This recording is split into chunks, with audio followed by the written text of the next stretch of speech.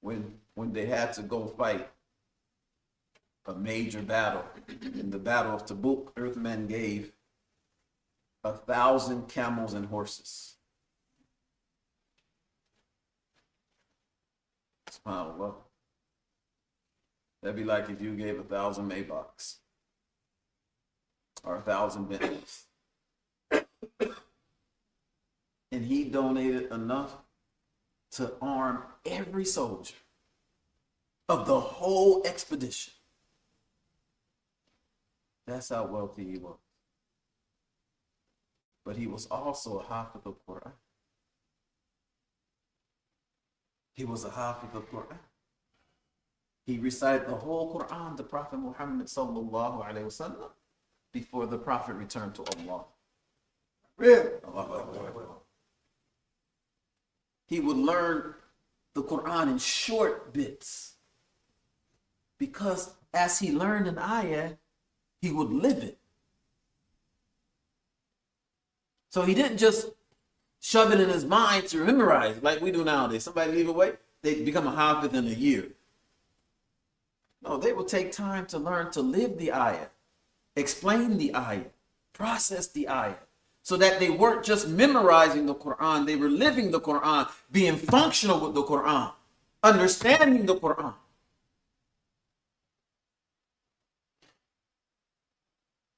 So Uthman ibn Affan gave 10 things that are the greatest waste of time. Now, you'll read a book where a billionaire CEO will write how to effectively use your time. Then you'll adopt it. Why? Because he's a billionaire. Well, this was a billionaire companion of the greatest man ever to walk the face of the earth, a billionaire companion of Prophet Muhammad sallallahu alaihi wasallam, Allahu Akbar, who helped us understand the value of time. He gave 10 of them. To properly discuss this, I will give 10, then give the Quran, and to give the things that Prophet Muhammad sallallahu alaihi wasallam said that supports these 10 points that Uthman made. Yet that would be a dissertation. It would take us, we would have to teach on that every Jumu'ah for the next year. So we're going to go over the 10 and give some brief, if we might only get to one of them, to actually give some brief commentary and context. But listen to the 10 from the mind of a billionaire Sahaba. From the mind of a Sahaba that gave with no fear of poverty. When he gave, he had no fear of poverty at all. Because he knew that whatever he gave immediately became his. Because it put away for the akhirah and not just for this life. So here they are. Models of successful thinking among the Sahaba, Prophet Muhammad sallallahu alaihi wasallam. We have to revise this thing, brothers and sisters. We're looking to all these people who aren't Quranic for ways to change our thinking. And that will only that will give you success fit dunya. What? Because they all have a whole bunch of money fit dunya. But it won't give you success fil akhirah. So Allah says, وَابْتَغِي أَتَاكَ دَارُ الْآخِرَةِ دِي وَلَا تَنْسَ نَصِيبَكَ مِنَ الدُّنْيَا. Seek by all means the afterlife, then don't neglect your share of the dunya. They've gone after their share of the dunya without even any consideration for the akhirah. So 10 things that are the biggest waste of time from the billionaire Sahaba of Prophet Muhammad sallallahu alaihi wasallam. Number 1, a scholar who no one asked about. That means a person who's very learned, but that knowledge is not benefiting anyone. That knowledge is not flowing. The purpose of scholarship is to share with others. Inshallah, we can come back to this one and we'll give some, that might be the only one we can get to in this short amount of time that we have. So that's number one. A scholar that no one asks about. He got all that knowledge, but the knowledge is sitting there. You know, water, if water doesn't flow, it becomes stagnant. And stagnant water loses its cleanliness. That's how knowledge is. Knowledge is supposed to flow. And it's not supposed to flow for aggrandizement, for personal aggrandizement, that you're doing it to be seen, that you are knowledgeable, that you're some great sheikh. No, That knowledge should flow with repentance from Allah subhanahu wa ta'ala, asking Allah, please don't let me make a mistake and mislead people. And if I do make a mistake and mislead people, oh Allah, please forgive me and please make my intention.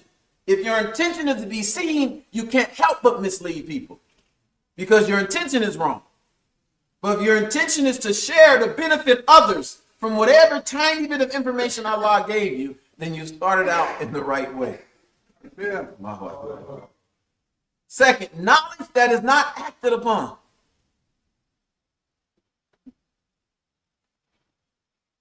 Cold. Sorry that the heat wasn't working today. But we're so blessed that that's our only concern. Because there's people all over the planet today, when it's cold, their concern is freezing to death. Literally freezing to death. Not just a few minutes of discomfort. So we're so blessed that when it freezes in Houston, our biggest concern is the pipes. Serious, that's our biggest concern. I was watching a show a few years ago in Syria. Those who were in the war-torn Syria, and they were living in the mountains. And they were showing a man who he went to sleep, and his child went to sleep. And by the time he woke up, his baby froze to death. May Allah give them the paradise.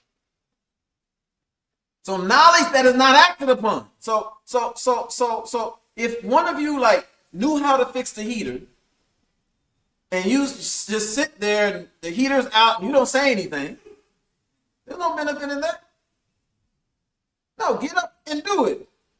If your car broke down and your children are at home hungry, and the only way for you to get out and make money is for you to go outside to fix your car, if you just sit there, what is the use of the knowledge you have of how to fix that car? This applies spiritually and religiously also. Sound advice that's not acted upon. Sound advice that's not acted upon. That is another waste of time. Every piece of advice that we got from Prophet Muhammad sallallahu alaihi wasallam is like gold. A weapon that is not used. Somebody breaks in your house with the intention to harm your family. You have weapons. And self-defense is a universal right. It's beyond some legislative rights that some men write down on a piece of paper somewhere. No, self-defense is a universal human right that we all have to defend ourselves, defend our lives, defend our properties. So because I know people get scared if you mention guns and stuff like, oh my God, don't say that. Self-defense is a natural human right. And I pray that you have something in your home to protect yourself from someone who comes in your home. Unless you got some reason by law, you can't own arms. I have to say that too. I'm serious, unless by some reason lawfully you are barred from owning arms. It's okay to have arms to protect yourself, protect your property, and protect your lives of yourselves and your family. So when I say weapons that's not used, that's not talking about offensively, because people think, okay, that means offensive. No, that means defensively. What good is knowing jujitsu and taekwondo and all these martial arts when somebody tries to kidnap your child or something, you don't use it to protect. A masjid that is not prayed in. A big, big, big challenge all around the world. Many houses of worship go empty without praying. If you come here during the week and you need to get in, there's a phone number on the back door. And it's 3 phone numbers and somebody can buzz you in.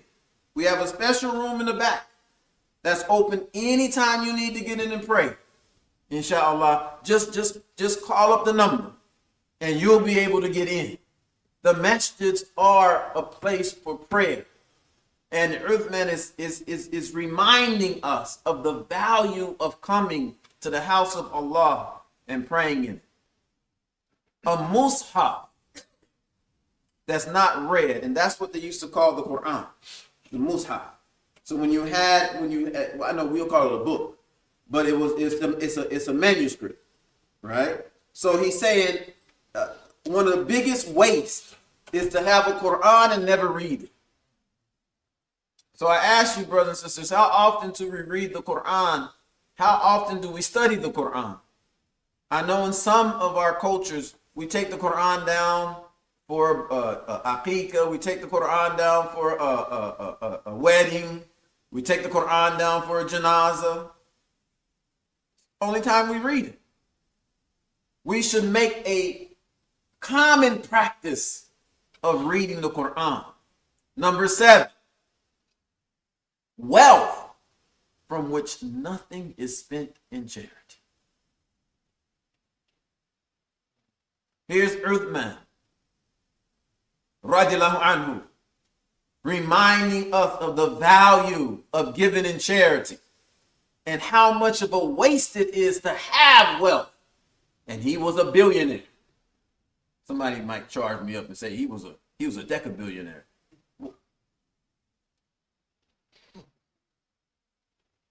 He wasn't quite a billionaire, man. Whatever he was very wealthy among the Arab. So don't get bogged down in the minute details. Think about the bigger principles. So whatever you have, give wealth. Then he said, a horse that is not written.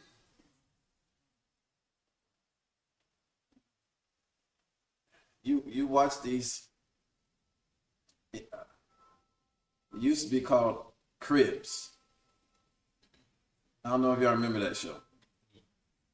Martin Leach and the life of the rich and famous. And somebody have like 30 cars just to have them. Ain't no value out of them. No use out of them. Nothing. Whatever you have, put it to work in the way of Allah. If you have 10 Maybachs, mashallah, bless you with that wealth. Sell one of them and donate some buses and vans to relief organizations. You have the kitchen the size of this masjid. Mashallah, Allah has blessed you with wealth. Go buy a kitchen and turn it into a soup kitchen to help the poor. Knowledge of spiritualism. Allah, it's getting deeper. Knowledge of spiritualism in the mind, in the heart of one who's only gone after the dunya. That's why Allah says, seek the akhirah, then go after the dunya. So if you've studied all these things about the life of Prophet Muhammad, all these things about the Quran, all these things, it's a waste to have all that in your heart, yet your only concern is the world. Not saying that you don't need it. Finally, to live a long life. That's what we all want, right? We want to live a long life. The promise to us in our first development as Muslims in America, that you would have good life, friends, right? All that in all walks of life. So Uthman said, a long life in which you make no preparations for the journey to the akhirah. You ain't even thinking about the afterlife. You live to 90 years old and haven't done nothing to put forward for the akhirah. That's a waste of 90 years. If you only live 1 year from now and you spend that time putting away for the akhirah, that's better and more valuable than living another 50 years and not putting anything away. أقول قولي هذا أستغفر الله لي ولكم والحمد لله.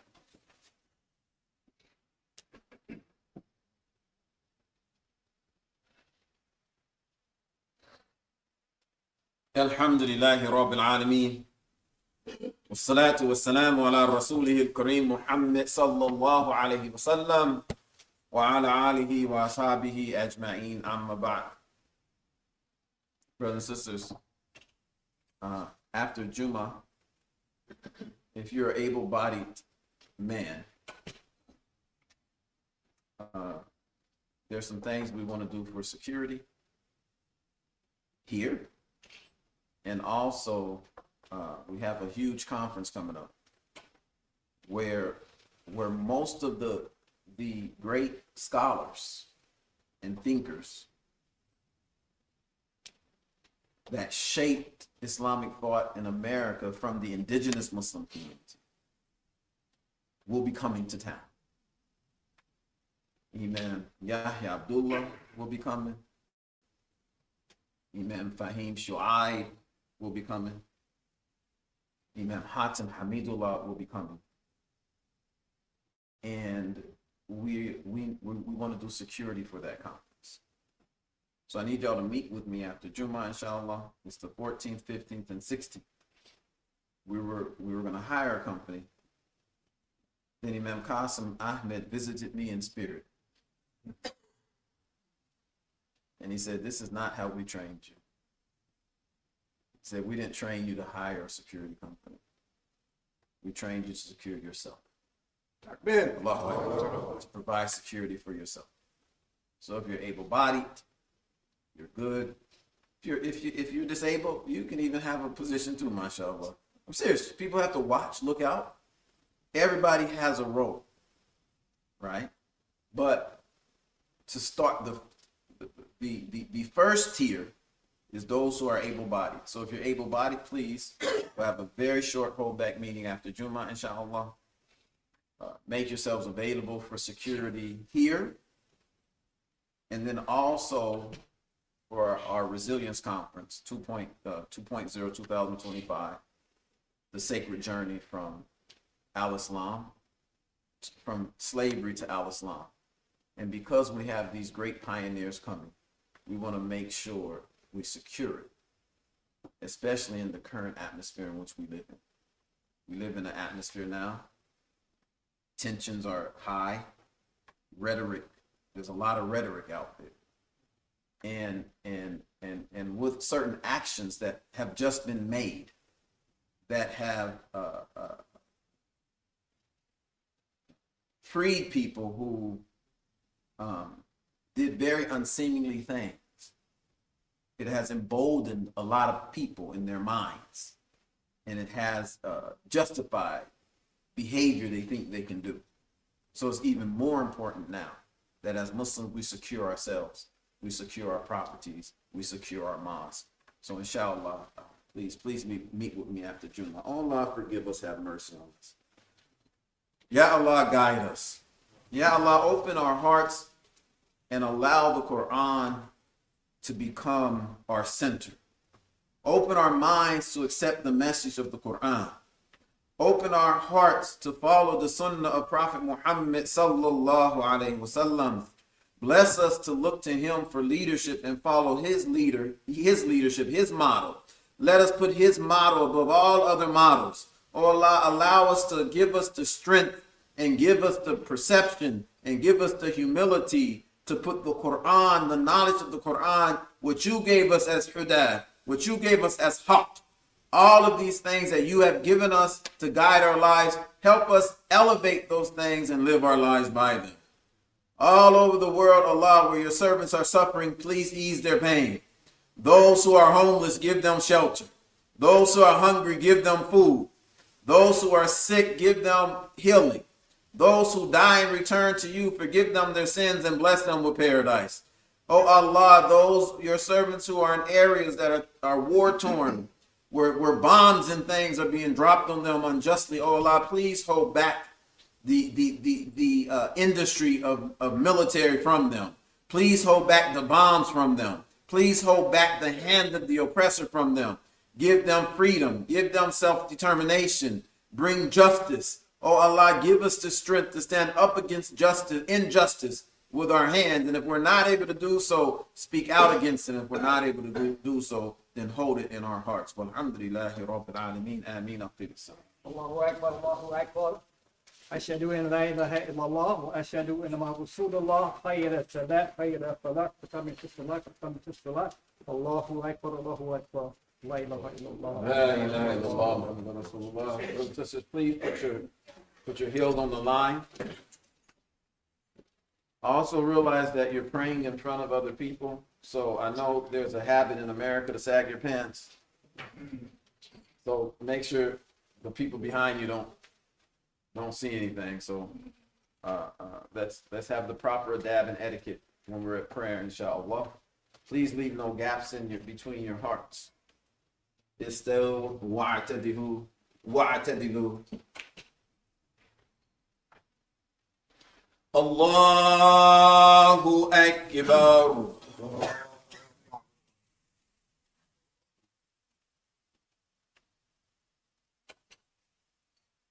Alhamdulillahi Rabbil Alameen. Ar-Rahman Ar-Rahim. Maliki Yawmiddin. Iyyaka na'budu wa iyyaka nasta'in. اهدنا الصراط المستقيم صراط الذين أنعمت عليهم غير المغضوب عليهم ولا الضالين.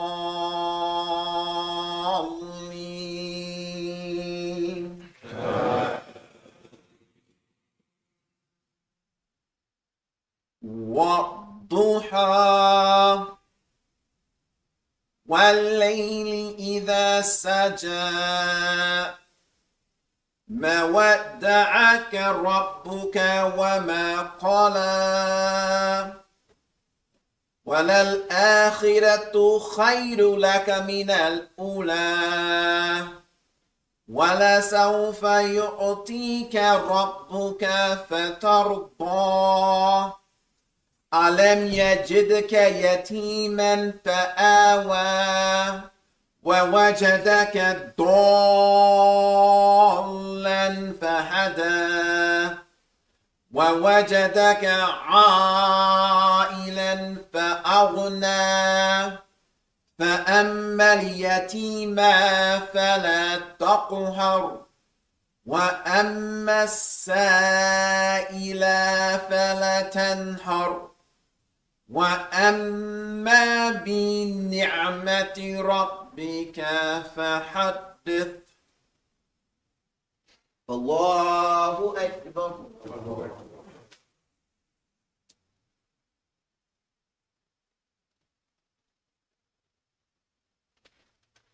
سمع الله لمن حمده. الله أكبر.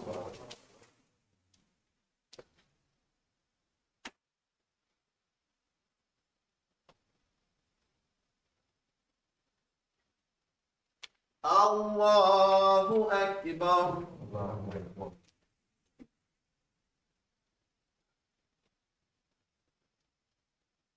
الله أكبر.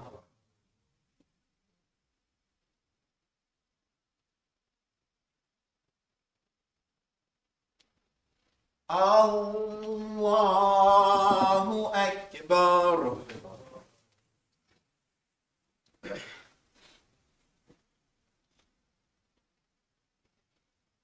الحمد لله رب العالمين. الحمد لله رب العالمين الرحمن الرحيم مالك يوم الدين إياك نعبد وإياك نستعين اهدنا الصراط المستقيم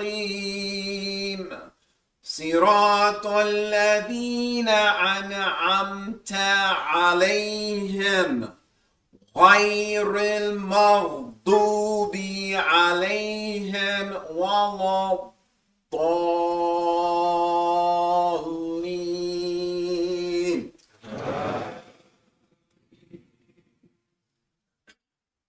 قل أعوذ برب الناس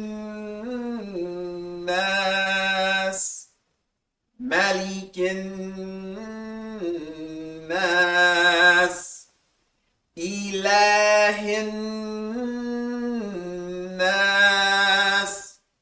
من شر الوسواس الخناس الذي يوسوس في صدور الناس من الجنة والناس. الله أكبر.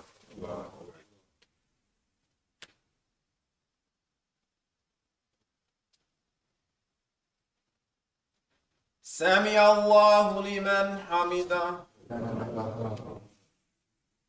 الله أكبر.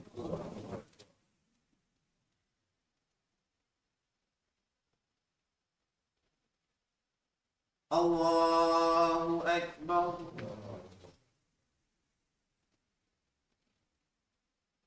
الله أكبر.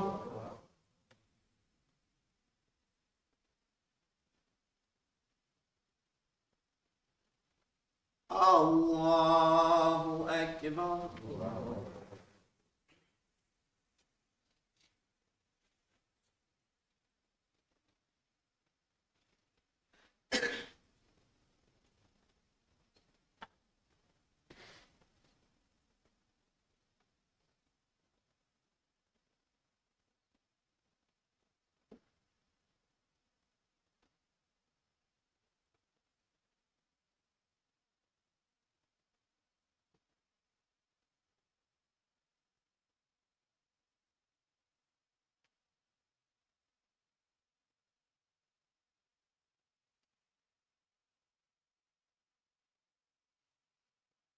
السلام عليكم ورحمة الله.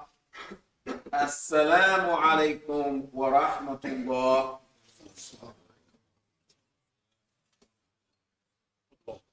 Brothers and sisters, on your way out, please make sure you leave a donation. There's a brown box up there. There's slots in there. You leave your donations for zakah, for sadaqah, or the building fund, inshallah. This message is only made possible by the donations of people who come here. Mark your calendars for the Resilience Con, February 14th, 15th, and 16th. The Sacred Journey from Slavery to Al-Islam. It'll be held at Masjid As-Sabirin in Sugarland. We have over 30 speakers coming to town, inshallah. Brothers and sisters, all generations. The senior most generation of imams that are in their 70s. We got a number of speakers coming from that 50-year-old generation that I'm in. We have speakers coming from the generation below that, and perhaps even the generation below that, mashallah. So mark your calendars and please attend, inshallah. For those who want to talk about security, we'll pray sunnah, inshallah, and then we'll meet. We have our discussion about security. May Allah keep you and your families safe. Assalamu alaikum.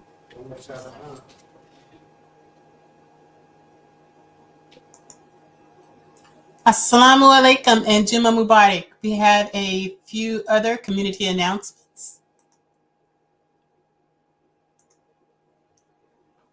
Please join us on Saturday, February 1st for Janazah orientation, preparing for Muslim burial. It is important. It will cover the importance of Janazah, the need for a wheel, ghusl, or shrouding.